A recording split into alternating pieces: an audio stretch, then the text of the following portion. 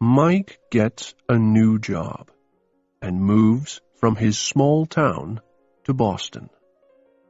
He likes the job, and he likes his new apartment. He likes Boston. There is only one problem. He doesn't meet many new people. This weekend, Mike's sister, Carrie, is visiting her brother. "Do you have many new friends here?" she asks him. "Not many," Mike says. "I'm worried about you," Carrie says. "You're always worried about me," Mike says. On Saturday morning, they go out. "Let's go into town," Mike says. "There's a bus stop near here." But Carrie sees a sign in a window. "Visit Rosie, the fortune teller." "No," she says.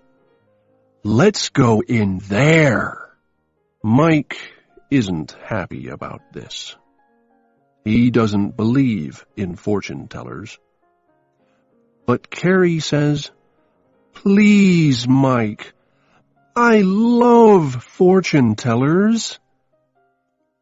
"Wait, Carrie!"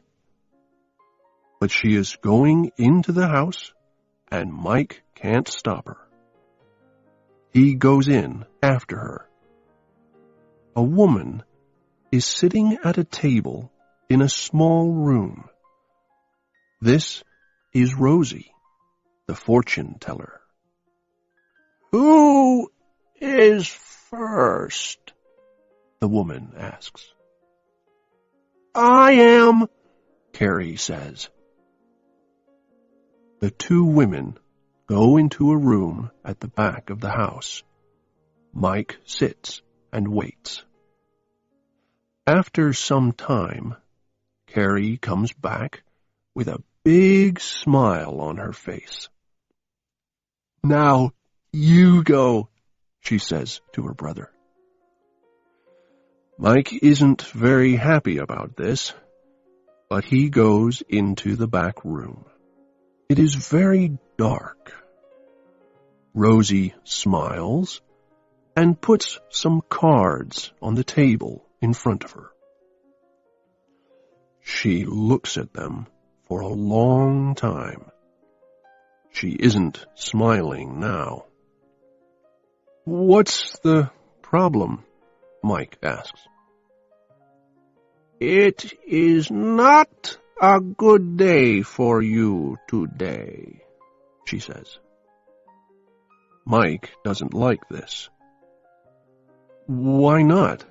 he asks. "I can see a black cat, a yellow dog, and a white bird. Be very careful." On the street, Carrie asks Mike about the fortune teller. "A cat, a dog, and a bird?" she asks. "Are you worried?" "No, I don't believe it," Mike says. "Fortune tellers are always wrong." But Carrie isn't listening to him. "Mike," she says, "look at that!" There is a cat near them. A black cat. "Remember Rosie's warning," Carrie says. "Let's go across the street.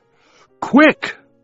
"I am not worried about a little black cat," Mike says. But he walks across the road with Carrie. There, a man is washing a cafe window with a bucket of water. Suddenly, the bucket falls. All of the water in it falls, too, on Mike. "I'm sorry," the man says. "Remember the fortune teller's warning," Carrie says quietly.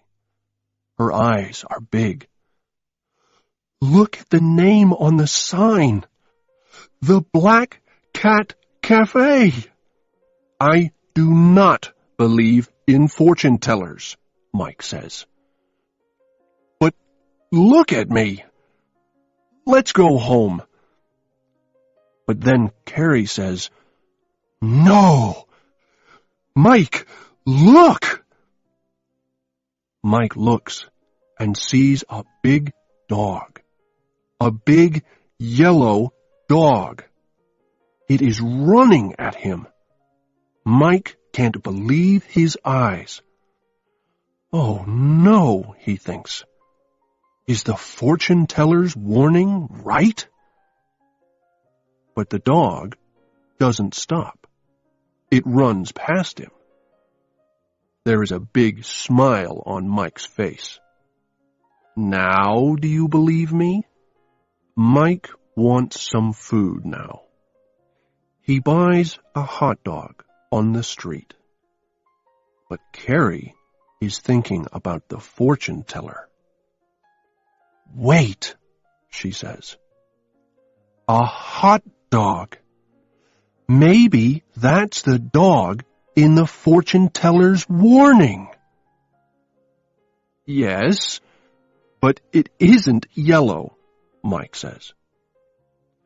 Mike is looking at his sister, and he doesn't see the little boy near him. "Be careful," the boy's mother says. But Mike walks into the boy, and a toy falls from the boy's hands. It hits the road and breaks. The boy looks down at the little parts of the toy. He is very unhappy. The boy's mother is angry. "Toys are very expensive," she says to Mike. "I'm sorry," Mike says. "Here, please take this money for a new toy." But Carrie is looking at the boy's old toy. "Look, Mike," she says. The toy is a little yellow dog. Mike's face is white. Now he is worried too. "Now do you believe the fortune teller?" Carrie asks. "Maybe," Mike says quietly. He is walking quickly now. "Where are we going?" Carrie asks. "Home," he says. He looks up.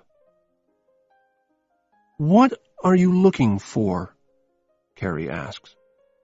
But she knows the answer. Her brother is worried. He is looking for a white bird. Suddenly, Mike hears a noise. He looks behind him. A woman is running after him. "Excuse me," the woman calls. "Yes," Mike says. "My name's Sally," the woman says. "I'm new here.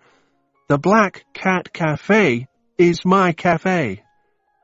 She looks at Mike's shirt. "I'm very sorry about that bucket of water. My friend is working at the cafe today. He isn't always very careful." "That's okay," Mike says. "It is hot today." Sally smiles at him. She has a beautiful, friendly smile, Mike thinks. "Listen," he says, "maybe we can go out to a movie this evening?" "Okay, yes," Sally says. "Let's meet at the cafe." Sally is walking back to the cafe, but suddenly Carrie calls to her. "Wait, Sally," she says. "What's your family name?" Sally looks back. "Swan," she says. "My name is Sally Swan."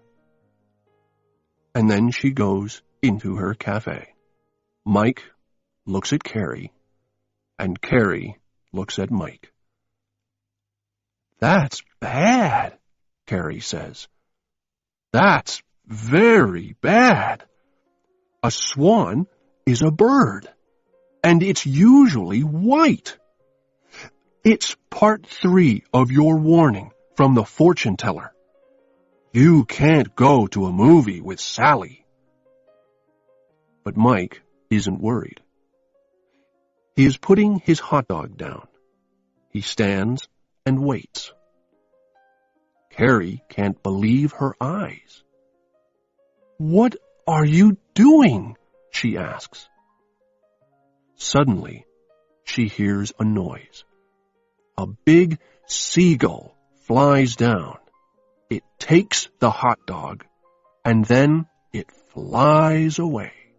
"I don't understand," Carrie says. "Now you have no food." Mike is smiling. "That seagull is a white bird," he says. "Now the fortune teller's warning is right. A black cat, a yellow dog, and a white bird. And now I can go to a movie with Sally." Carrie smiles too. "That fortune teller is good," she says. "Why?" Mike asks. "Look at this. This is from Rosie for me." It is a good day for you today. Your brother meets a new friend. In the cards I can see love for them.